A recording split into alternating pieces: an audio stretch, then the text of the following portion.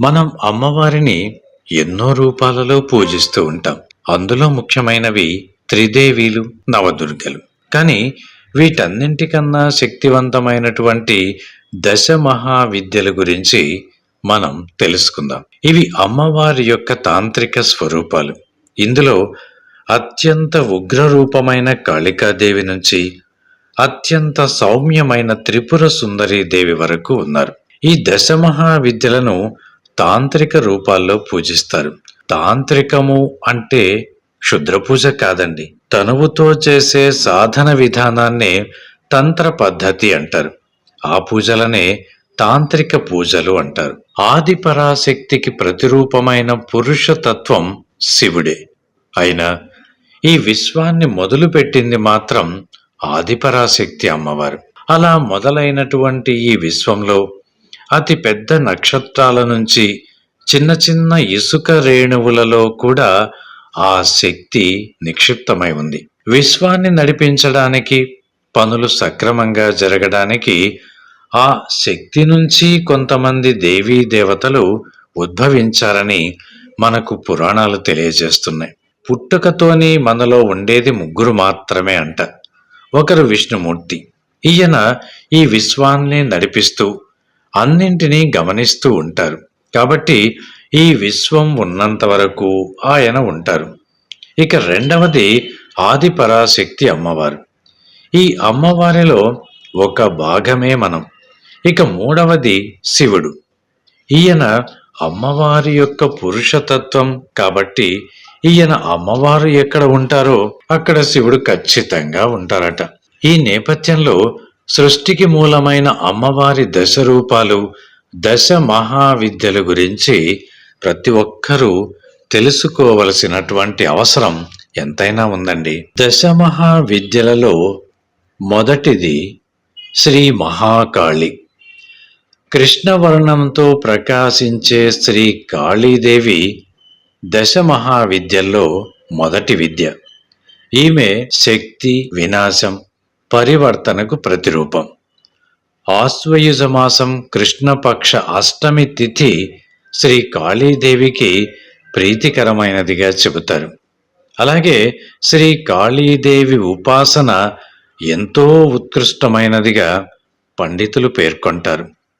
తంత్రోక్త మార్గంలో శ్రీ కాళీ మహావిద్యని ఆరాధిస్తే సకల బాధల నుంచి, వ్యాధుల నుంచి విముక్తి కలుగుతుంది. అంతేకాకుండా పూజ చేసేవారికి శత్రుపీడ తొలగి దీర్ఘాయువు కలుగుతుంది అన్నది భక్తుల ప్రగాఢ నమ్మకం. ఈ దశ మహావిద్యల్లో రెండవ మహావిద్య శ్రీ తారాదేవి. ఈ అమ్మవారి రూపం కరుణ, రక్షణకు ప్రతిరూపం. నీలవర్ణంతో ప్రకాశించే ఈ దేవికి చైత్రమాసం శుక్లపక్ష నవమి తిథి ఎంతో ప్రీతిపాత్రమైంది. శ్రీ తారాదేవి వాక్కుకి అధిదేవత. తారాదేవిని నీల సరస్వతి అని కూడా పిలుస్తారు. శ్రీ తారాదేవిని భక్తి ప్రపత్తులతో పూజించడం వల్ల శత్రునాశనం, దివ్య జ్ఞానం, వాక్శుద్ధి, ఐశ్వర్యం, కష్ట నివారణ వంటివి సాధకుడికి సులభంగా లభిస్తాయి అన్నది భక్తుల నమ్మకం. దశ మహావిద్యల్లో మూడవ మహావిద్య శ్రీ త్రిపుర సుందరీ దేవి.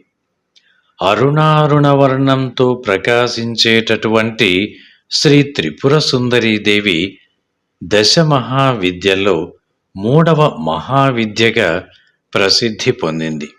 ఈమె అందం, సంపద, సౌందర్యానికి ప్రతీక ఈ దేవత. శాంతి స్వరూపిణి అయినటువంటి ఈ త్రిపుర సుందరీ దేవికి మార్గశిర మాసం పూర్ణిమ తిథి ప్రీతిపాత్రమైంది. ఈ తల్లినే లలితా త్రిపుర సుందరి అని, రాజరాజేశ్వరి అని, మహా త్రిపుర సుందరి అని కూడా అంటాం. ఎంతో మహిమాన్వితమైనటువంటి అమ్మవారి ఈ మహావిద్యను గనక ఉపాసిస్తే సాధకుడికి కష్ట నష్టాల నుంచి విముక్తి, మానసిక శాంతి, భోగం, మోక్షం కలుగుతాయి అన్నవి భక్తుల నమ్మకం. దశమహావిద్యల్లో 4వ మహావిద్య శ్రీ భువనేశ్వరీ దేవి. ఈమె విశ్వాసానికి అధిపతి, సృష్టికి మూలం.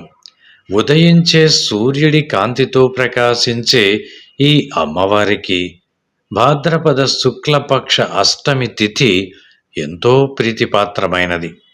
శ్రీ భువనేశ్వరీ దేవి సంపూర్ణ సౌమ్య స్వరూపిణి. శ్రీ భువనేశ్వరీ దేవిని భక్తి శ్రద్ధలతో మనం కనుక ఉపాసిస్తే సాధకుడికి 3వ కన్ను తెరుచుకుంటుంది అన్నది మనకు తెలుస్తుంది. అలాగే భూత భవిష్యత్ వర్తమానాలు తెలుసుకునే శక్తి కూడా లభిస్తుంది. అంతేకాకుండా రాజ్యాధికారాన్ని, సమస్త సిద్ధుల్ని, సకల సుఖభోగాల్ని కూడా ఆ అమ్మవారిని పూజించే వారికి కలుగుతాయి అన్నది భక్తుల ప్రగాఢ నమ్మకం. దశమహావిద్యల్లో 5వ మహావిద్య శ్రీ భైరవి. వేల సూర్యుల కాంతితో ప్రకాశించే శ్రీ త్రిపుర భైరవీదేవి. ఈ దివ్యశక్తి స్వరూపిణికి మాఘమాసం పూర్ణిమ తిథి ఎంతో ప్రీతిపాత్రమైంది. ఆర్తత్రాణ పారాయణి అయినటువంటి ఈ మహావిద్యని గనుక ఆరాధిస్తే జీవితంలో ఎదురయ్యేటటువంటి వివిధ సంకటముల నుంచి, బాధల నుంచి విముక్తి లభిస్తుంది.